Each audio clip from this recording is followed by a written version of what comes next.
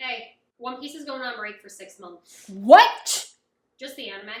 Oh, okay. Manga's taking a 2-week break, though. No! Alright, so we are at chapter 1130. I'm so excited. This has got my tinfoil hat theory speculating like nothing has in a long time, and I'm so excited.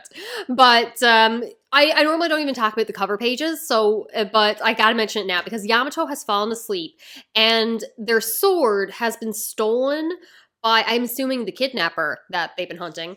And they're supposed to take that sword to a specific shrine, and what's going on with this cover story? Because we're still in Wano, like the Pluton's in Wano, something gotta be going on, so I need to know who this kidnapper is, how it's going to play a role, what's going on there.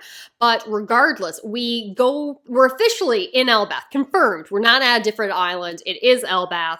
And we are with the other Straw Hats on the Giant's boat, and Frankie is calling off the search. And at first, I'm like, no! How? We can't abandon our beloved crewmates. Where is Luffy? Where is Nami? And Zoro? And Chopper? And sure, yeah, I gotta look for Sanji too. He's a member of the crew. But the Giants have a similar expression. Like, you sure? I mean, I realize we're running out of food and we're starving to death on the ocean, but there's no need to call off the search quite yet. But everyone else is just like, this kind of happens regularly. You don't know our crew. You don't know Luffy. They're fine. Nothing's taken them down. We'll all just meet up on Elbaf, because that's where they're going to go. Seems like a plan. Okay. I'm also wondering why they didn't mention that sleeping mist. Like, oh, did this, like, appear and then disappear? Is it a set area? Because the Giant should know about it and be like, oh, maybe they traveled through here? Confused on, because we had so many inconsistencies in those previous chapters, or that one specific chapter. I'm wondering about this sleeping mist. It got me questioning. But Robin's okay. She's Angel, glorious, here, fine. Jinbei was talking about how he had his sharks looking and communicating with them and couldn't find any trace of them. But they're all confident they're going to reunite on Elbaf. Cut to Luffy on Elbaf when the cat has broken through the castle walls and there's just a hole there, cat's gone. But then I'm assuming the cat went back inside because winter everywhere and the little paws will get cold. So I'm hoping they just went back inside because we no longer have the cat to ride. But it's like winter. I'm imagining how deep that snow is, and honestly, that alone sounds terrifying, but I'm hopeful that the crew are light enough that they're just going to be able to walk across it no problem. It's going to be dense and they're not going to just sink right down. But, like, frost giants, hear me out. Are we getting frost giants? Because Loki, I want at least ice giants. Now, everyone ends up crossing this rope bridge, and it does not go well because this is made for giants, so the spacing between the wooden board plank things are too far, too big of a gap. So they have to jump across that, and Usopp's talking about how this must be a test for warriors. Like, no, this is just a regular bridge. You are freaking out. But before they make it to the bridge, there are two other giants from the new giant pirates ship people who should be on Luffy's side, but so was Road, and he just kidnapped them.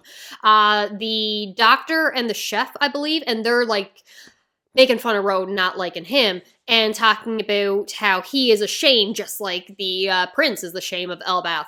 But they're supposed to be protecting this area from intruders, yet they know that Road is smuggling people in. And I'm questioning why they're okay with that. Are they just okay with that because... I'm not trusting anybody in these chapters. Is it just because, like, he's a part of the crew and they're cool with him kidnapping people and making them live in a little toy box thing? I don't know why they're okay with him bringing people in. Are they being experimented on? What the hell is going on? But Luffy sees them and he wants to go talk to them. Like, hey, giants, let's go say hi. Nami's just like, stop it, no. And they're hiding. But if Luffy's first instinct is, hey, they seem nice, I want to go talk to them, I trust these two with my life. They're fine, they're good guys. I might not like Road, but these two, trustworthy. But the giants don't see them, they go on their way. They do know that they have been brought in because the owl that they had told them that Road had brought in a ship with more people on it. So Straw Hat's going across the bridge, and Luffy hears someone. Someone is calling out, and he's like, what's that? And they're like, Luffy, no.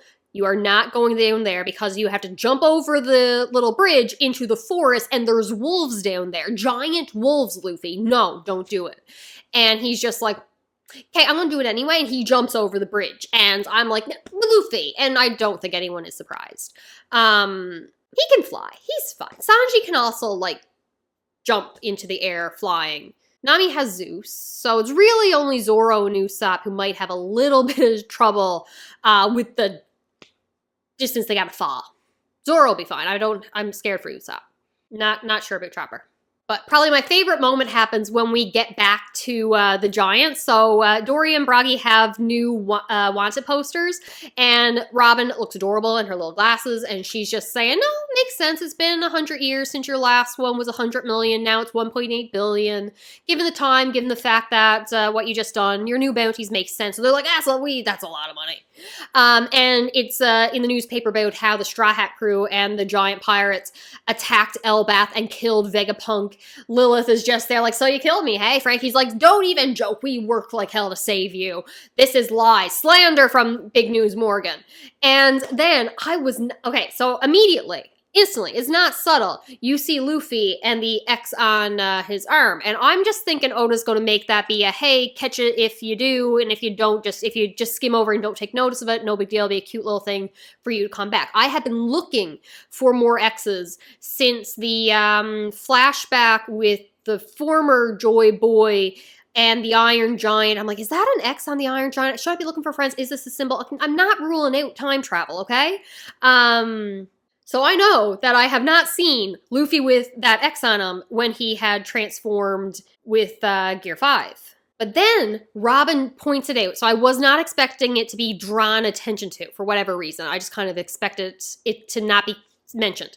But Robin's like, did you ever notice that there's that X on his arm? I've never seen it before. And they're like, he's always bouncing around. No, I don't think, I mean, it's hard to get a good look at him. He's moving around so much. And I'm like, okay, what are we? I'm still lost at this point. But then Robin says, it's odd that his arm is so blurry, but the X is so clear. Soon as she said that, I'm like, it wasn't taken in the photo. That X was not there in the photo because Luffy didn't have it. This is a message from Vivi, my girl. She's so smart. I love her. She's with Big News Morgan. So this is her message to the crew. Hey, come find me. This is where I am. This is who I'm with. And I love that. I love that for her. My girl is so smart. I'm also ashamed to say that it took me till my second go around reading the chapter to realize the reason none of the Straw Hats realize this is a message from Vivi is because these are not the Straw Hats who were there in Alabasta. Yeah, Robin was there, but not a part of the crew. She wasn't there for the X on the arm thing. Oh my god, my girl. I love my girl. But they also draw attention to, like, who would have even taken this photo? And that got me thinking. Most of, like, civilians and everything had already fled the island. Really, the people left there would be, like, the CP whatever number agents who were being held hostage and the Marines. I know I'm not ruling out the fact there could have just been a random person hanging around. I'm leaning more towards Big News Morgan has someone in the Marines, undercover kind of thing, or working for him. Originally, I thought it was Big News Morgan, just not in his albatross form, and it was just him in his human form taking the picture. Like, no, he's with Vivi. So I want to say it's going to end up being one of the vice admirals is actually working for Big News Morgan, because Sengoku and Corazon were, like, basically family.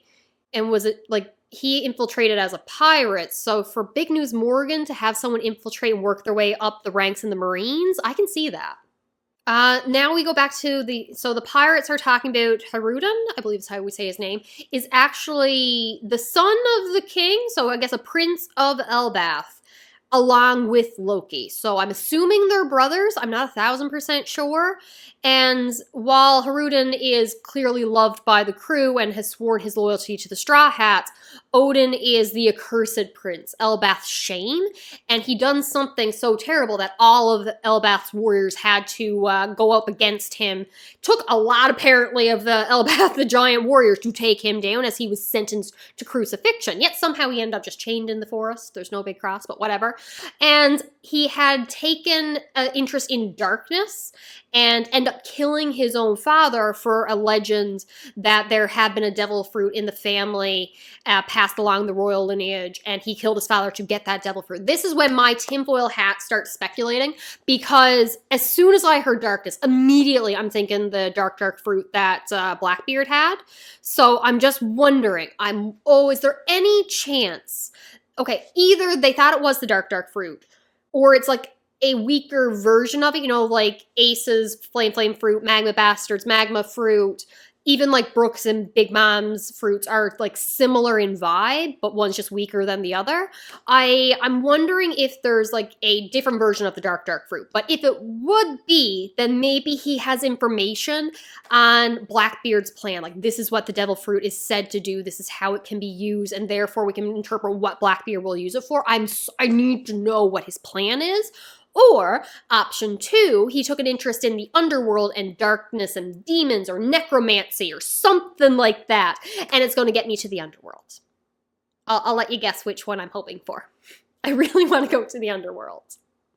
So anyway, the giants are saying, like, if Loki were to break free, it will be the end of everything. To which I'm saying, fake news, you're lying, or you misunderstand, because Luffy, my darling angel, who always knows who he has to fight, who the enemy is, he shows up to Loki looking like a great monster chained up. It is an awesome image. And he's just, hey, how's it going? What you doing? He's like, who is this speaking? I'm pretty sure he's blindfolded. And Luffy's just like, it's me, I'm Monkey D. Luffy, I'm gonna be king of the pirates. If he can walk up to him smiling, trusting, so happy like this, no, Loki is not the villain. I refuse to believe it. My boy is an excellent judge of character. I don't need to know all the times he went up to a villain and didn't realize they were the villain. That's irrelevant. Now, when Loki hears that Luffy's going to be king, he starts declaring what this is. I gotta get these words right. So next page. This is Warland, the mighty kingdom of Elbaf. They say the birthplace is war. I am the sun god who will bring about the end of this world. And I'm just like, the birthplace of war. Is there any chance this is where the war from the Void Century started? This was where war was declared. Whether that was when the place that Joy Boy left from to start his pirating adventure as the first pirate, or just when things got so crazy that war was declared. I'm going with the second, but I'm also going with, because he screams out about, yeah, I'm the sun god who will bring about the end of the world. Is it possible, because I'm thinking back when Fishman Island, when Luffy was prophesied, or someone in a straw hat, was prophesied to destroy Fishman Island, bring about its ruins. If Luffy is the sun god destined, prophesied to destroy the world if Loki thinks he is the sun god? And that's what he has to do.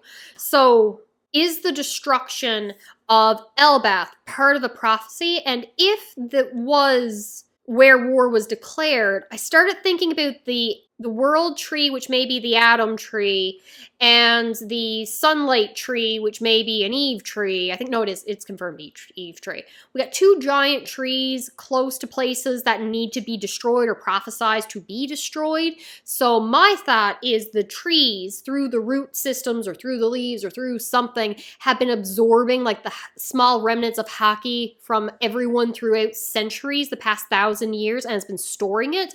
And then, okay, quite honestly, I'm picturing Luffy in his cartoon form, turning the trees into broccoli and eating them and saying that he doesn't like broccoli or something. But like, have to do something that will end up killing the trees and destroying that area in order to get its power to complete a finalized attack to take down the enemy. I don't know if I'm crazy. The World Tree or the Sunlight Eve Tree will power one of the ancient weapons, but really what's going to end up happening is going to power the Sunny, because Frankie used the blueprints that he memorized from the Pluton to build the Sunny, and it's its own ancient weapon that no one knows about and needs the power of one of the trees to destroy a bunch of stuff. I should really make a new tinfoil hat. Possibly too crazy because, like, you know, we're global warming, water levels rising. We want to stop the water from rising, so I feel killing the big giant trees is a bad idea. However, my favorite element is the fact that there is a massive, massive giant sword just sticking out of the tree. Like, it is... Who is wielding that? That's too big for even a giant. So was that there during like Iron Giant's time, Void Century's time? Were there bigger creatures? Is there going to be a mecha robot? I feel like at one point in time, we need a giant robot for like, say, Thriller Bark and all the times the Straw Hats have tried to come together to make a giant robot. I still haven't ruled out my theory of the ancient weapons having to come together to form a massive giant weapon that may or may not be a robot that can swing that sword. I don't know. But I'm very excited excited. Elbaf has got me so excited. And the fact that we're on a 2-week break makes me very sad. But that is all I got. I love this chapter. I love this chapter so much. It has brought me so much joy. I can't even say. But my girl Vivi is safe. My girl Robin is safe. Nami is safe. I'm good. I'm good. I'm really good. And I just need them all back together. Okay? Talk to you later. Bye.